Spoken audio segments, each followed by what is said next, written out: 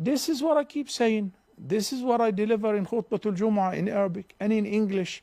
This is the outcome of an ummah which abandoned the peak of this religion.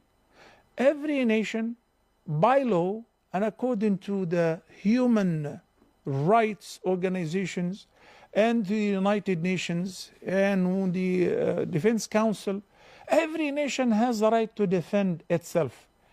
Look what is happening in Ukraine. It's a Christian country and been invaded by the Russians. What happened from the US? What happened from Europe?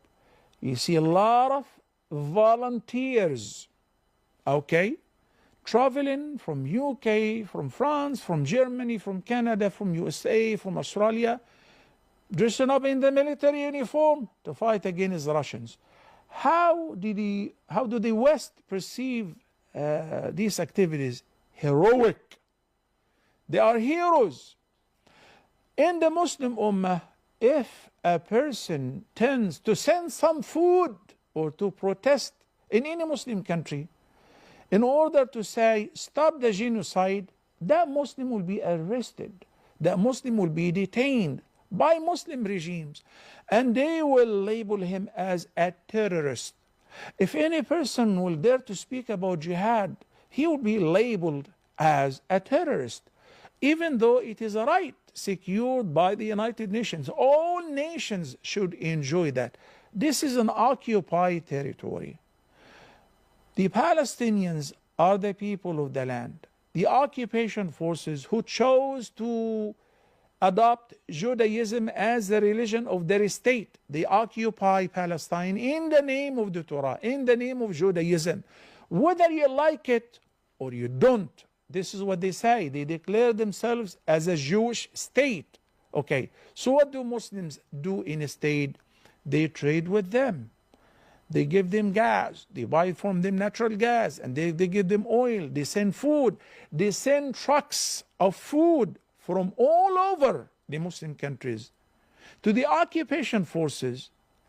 And they say, we can't send a bottle of water, a pack of medication to over 2 million Muslims there. Of course, it's a shame.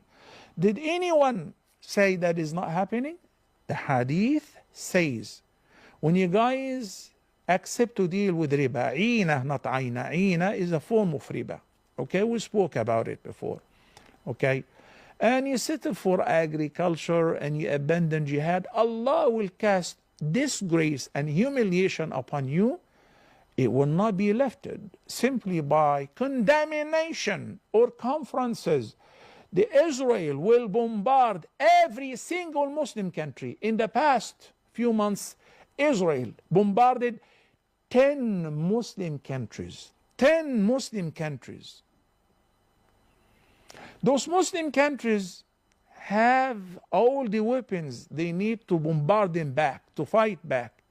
And they're satisfied with saying that we condemn it. Keep condemning until they smash you and they occupy your lands and your countries. It has become very obvious. Seeing today hundreds of thousands of Palestinians being removed due to the genocide from their homes, and the occupation forces are taking over. Wallahi, Muslim regimes and Muslim countries can put stop to this as of right now.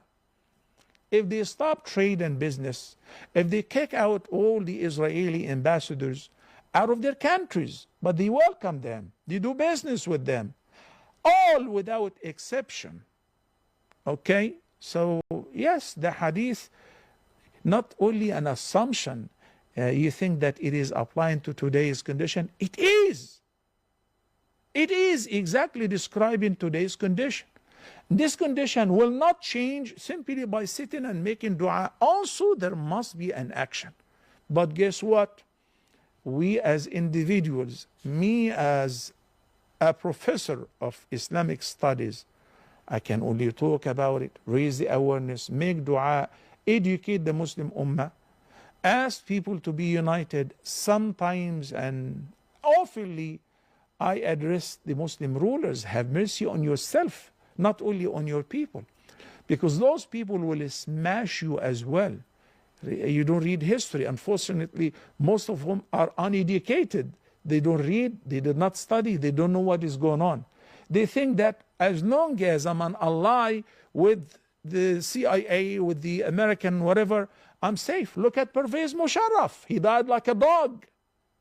After 10 years of serving them, after 10 years of demolishing Pakistan and their economy, once he was dropped, they dropped him like a dog.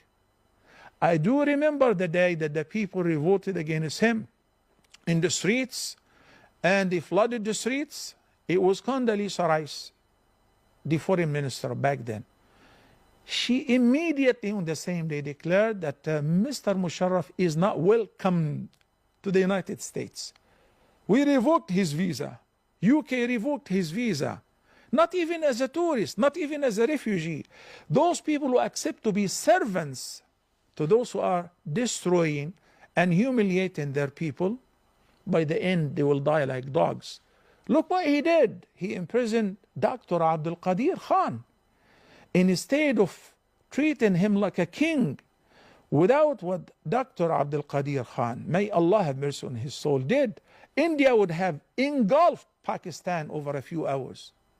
So he put him in prison, and by the end, again, he died like a dog. May Allah subhanahu wa ta'ala have mercy on us. I know what I'm saying now is going to put a lot of pressure on me, stopping me from visiting many countries, but seeing what is happening to our brothers and sisters in Palestine makes me feel like, I don't want to go anywhere.